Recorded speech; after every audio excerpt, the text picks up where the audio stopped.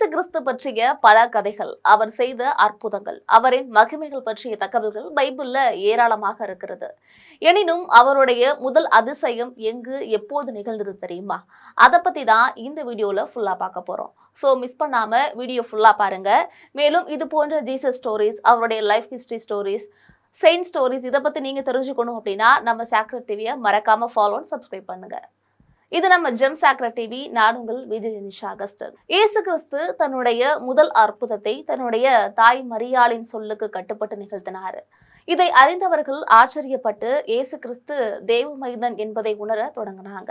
சுமார் 2024 ஆண்டுகளுக்கு முன்னாடி பெத்லஹேமிலே கன்னி பெண்ணாகிய மரியாளிடத்தில் பரிசுத்த ஆவியினாலே தேவகுமாரனாகிய இயேசு இந்த பூமியில பிறந்தாரு. தன்னுடைய 30 வயதுல தேவராஜ்யத்தை குறித்தும் கடவுளுடைய நீதியையும் அன்பையும் மக்களுக்கு பறைசாற்ற தொடங்கினாரு. இப்படிதான் அவருடைய இறைவாழ்வு ஆரம்பமாச்சு. இப்போ நாம அவர் நிகழ்த்திய முதல் அதிசயத்தை பத்தி பார்க்கலாம். கலிலேயாவில் இருக்கக்கூடிய கானா அப்படின்ற ஊரிலே ஒரு கல்யாணம் நடந்தது. இயேசுவின் தாயும் அங்கே இருந்தாங்க. இயேசுவும் அவருடைய சீஷரும் அந்த கல்யாணத்துக்கு அழைக்கப்பட்டிருந்தாங்க. யூதர் முறைமையின்படியே அந்த கல்யாண விருந்துக்கு வந்தவர்களுக்கு திராட்சை ரசம் வழங்கப்பட்டுச்சு. ஆனால் எதிர்பாராத விதமாக திராட்சை ரசம் குறைவுபட்டது. அங்கே வந்த ஜனங்கள் அதிகமாக இருந்தாங்க. அவர்கள் எல்லோருக்கும் திராட்சை ரசம் கிடைக்கவில்லை என்றால் மணவாளன் வீட்டிற்கு மதிப்பு குறைந்துவிடும். இதை அறிந்த இயேசுவின் தாயாகிய மரியாள் இயேசுவை நோக்கி அவர்களுக்கு திராட்சை ரசம் இல்லை அப்படின்னு சொல்லியிருக்காங்க. அதற்கு இயேசு, ஸ்திரியே, எனக்கும் உனக்கும் என்ன, என் வேலை இன்னும் வரவில்லை அப்படின்னு சொல்லியிருக்காரு. அவருடைய தாய் வேலைக்காரரை நோக்கி, அவர் உங்களுக்கு என்ன சொல்கிறாரோ அதன்படி செய்யுங்கள் அப்படின்னு சொல்லியிருக்காங்க. 3 குடம் தண்ணீர் கொள்ளத்தக்க 6 கற்சாடிகள் அங்கே வைக்கப்பட்டு இருந்தது. இயேசு வேலைக்காரரை நோக்கி, ஜாடிகளில் தண்ணீர் நிரப்புங்கள் அப்படின்னு சொல்லியிருக்காரு.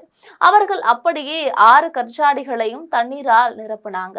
அவர் அவர்களை நோக்கி, நீங்கள் இப்பொழுது மொண்டு பந்தி விசாரிப்புக்காரரிடத்தில் கொண்டு போங்கள் அப்படின்னு சொல்லியிருக்காரு.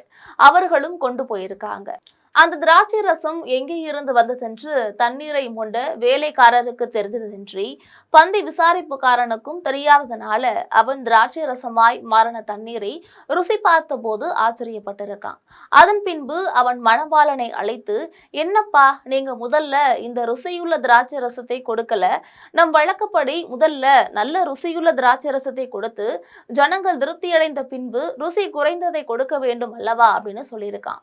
பின்பு அவர்கள் இந்த ருசி மிகுந்த திராட்சை ரசம் எங்கே, எப்படி தண்ணீரிலிருந்து உருவானது என்பதை அறிந்து கொண்டார்கள். அனைவரும் ஆச்சரியத்துல உறைந்து போனாங்க. இவ்விதமாக இயேசு இந்த முதலாம் அற்புதத்தை கலிலேயாவில் இருக்கக்கூடிய கானா அப்படின்ற ஊரிலே செய்து தம்முடைய மகிமையை வெளிப்படுத்தினார். அவருடைய சீடர்கள் அவரிடத்தில் விசுவாசம் வாய்ந்தவர்கள். ஒரு அற்புதம் நடக்க போவதை உணர்ந்து எல்லாவற்றிற்கும் அப்படியே கீழ்ப்படிந்து நடந்த வேலைக்காரர்களின் சேவையும் போற்றத்தக்கது. இதற்கு பின்பு இயேசு இஸ்ரவேலிலே உபதேசம் பண்ணி குருடர்களை பார்வையடைய செய்யவும், சப்பானிகளை நடக்க செய்யவும், செவிடர்களை கேட்க செய்யவும், குஷ்டரோகிகளை சுகமடைய செய்யவும், மரித்தோர்களை எழுந்திருக்கவும் பண்ணாரு. அநேகர் அவரிடத்துல விசுவாசம் வைத்து அவரை பின்பற்றவும் அவருடைய உபதேசங்களை கை கொள்ளவும் தொடங்கினாங்க. மனிதனால் கூடாதது தேவனால் கூடும். சர்வலோகத்தையும் சிருஷ்டித்த தேவகுமாரனாகிய இயேசு கிறிஸ்து சகல அதிகாரம் உடையவராய் இருக்கிறார். நாம் நினைத்து பார்க்க முடியாத அளவுக்கு அற்புதங்களையும் அடையாளங்களையும் செய்யவும் அவராலே கூடும். கல்லான மனதையும் கரைய செய்ய அவராலே ஆகும். அவர் மேல் நம்பிக்கை கொண்ட எவரையும் அவர் கைவிடுவதில்லை. என்ன நண்பர்களே, இப்போ தெரிஞ்சுக்கிட்டீங்களா இயேசுவோட முதல் அதிசயம் மற்றும் அந்த அதிசயத்தை அவரு எங்கு, எப்படி, எப்போது நிகழ்த்தினார் அப்படின்னு? இதை பத்தி நீங்கள் நினைப்பதை கமெண்டில் சொல்லுங்க. நன்றி.